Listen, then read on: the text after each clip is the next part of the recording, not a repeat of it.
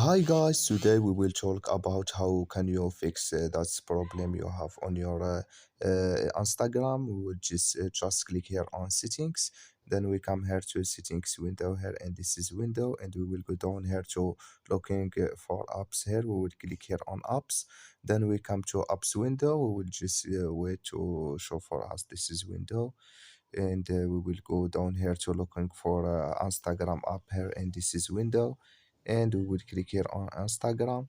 Then we come to next window here like you say, and we will click here on for stop. Then you would click here on OK, and you just click here on storage. Then you come to storage window.